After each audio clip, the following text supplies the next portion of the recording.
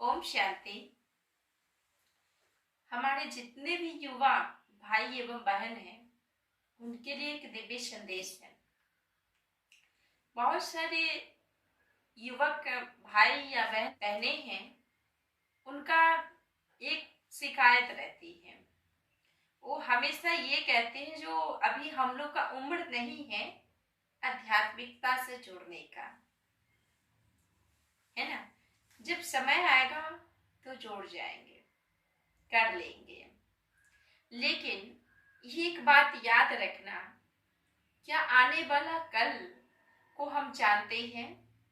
जो हमारा आने वाला कल क्या होगा कोई नहीं जानता है। हर व्यक्ति आज में जीता है, कल में कोई नहीं जी पाता है, क्योंकि कल कभी आता ही नहीं है ना।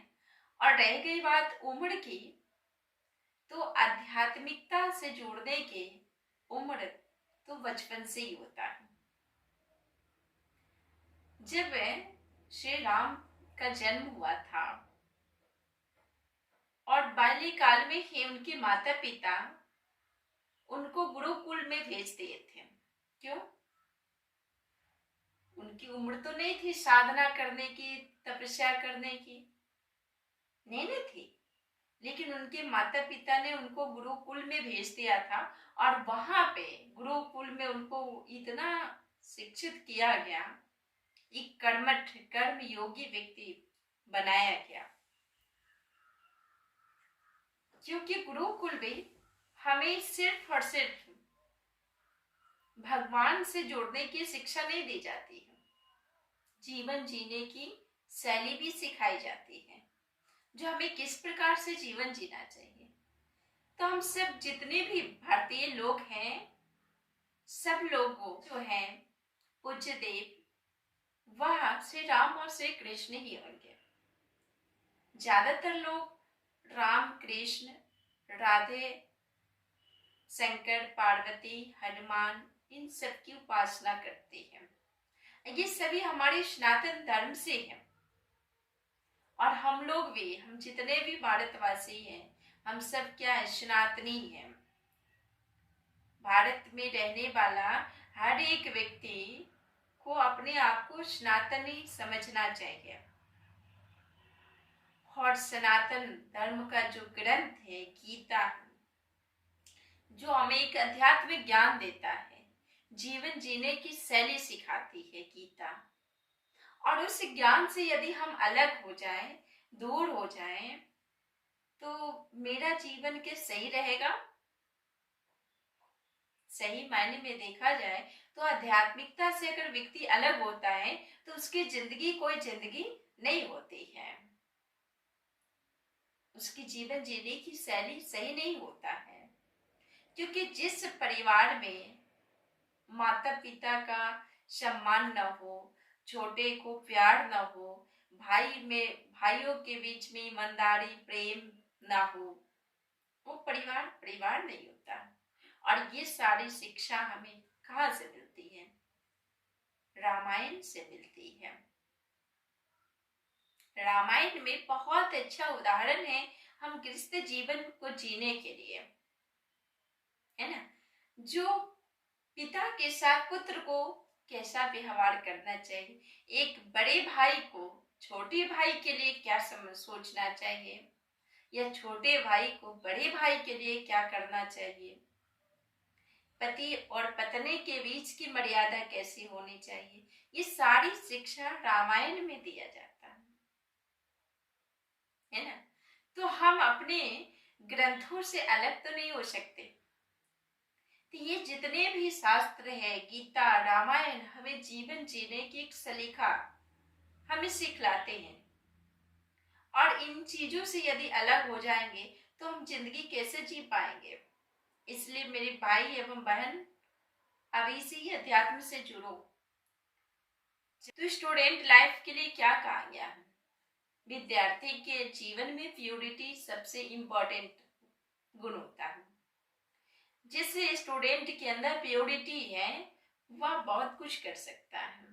और स्टूडेंट लाइफ से ही वो, यानी उसकी संगत सही नहीं है, खान पान सही नहीं है, उसकी रहन सहन सही नहीं है, तो वो स्टूडेंट लाइफ में कुछ नहीं कर पाता।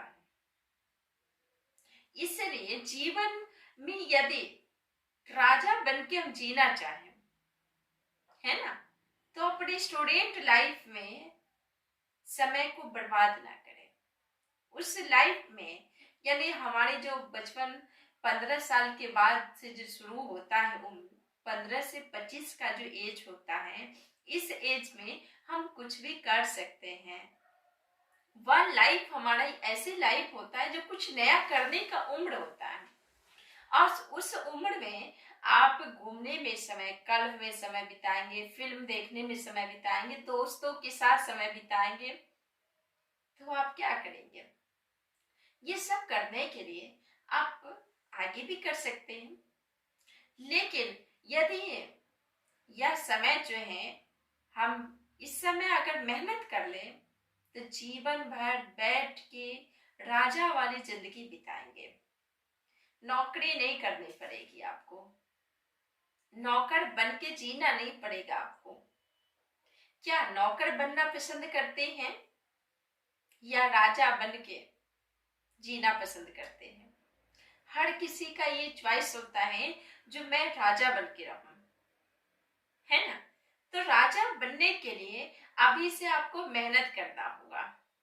अपनी रास्ता जो है, ट्रैक जो है जीवन का, उसको थोड़ा चेंज करना पड़ेगा।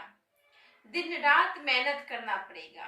अभी यदि आप मेहनत कर रही इस युवावस्था में, आप अपने लक्ष्य को पाने के लिए मेहनत कर लिया, तो शायद आप पूरी जीवन बहुत आनंद से आपकी जिंदगी व्यतीत होगा।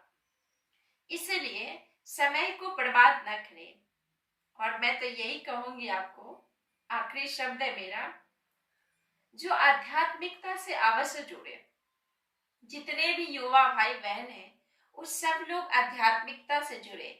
स्पिरिचुअल नॉलेज एक ऐसी दिव्य शक्ति है जो आपके माइंड को हमेशा रचनात्मक बना के रखेगी।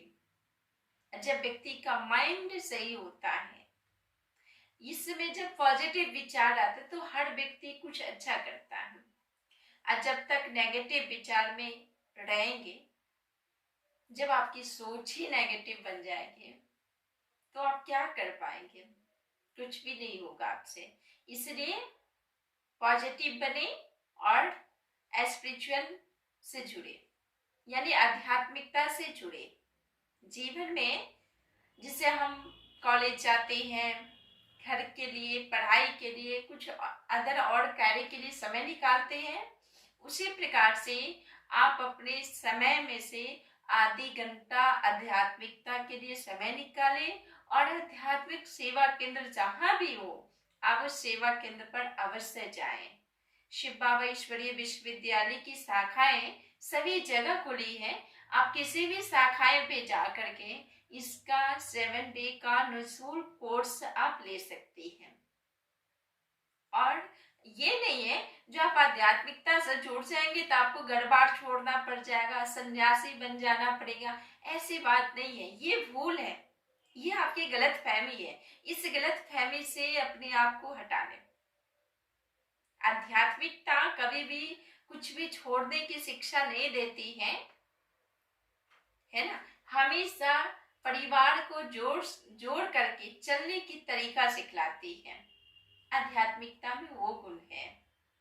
आप अपने माता पिता, अपने बच्चों के लिए या अपने परिवार के लिए आप कुछ अच्छा कर सकते हैं। इसलिए आध्यात्मिकता से जुड़े। कहा गया है यदि आज का युवा आध्यात्मिकता से जुड़ जाए तो भारत देश का कल्याण हो जाएगा, क्योंकि युवा पे ही तो देश निर्भर है। इसलिए कहा गया है युवा जागा अंधेरा भागा। तो जागो युवाएं और अंधकार को भगाओ। हमारा देश अंधकार में होते जा रहा है, इसको प्रकाशित करो। क्या चीज से? ज्ञान से प्रकाशित करो। ओम शांति।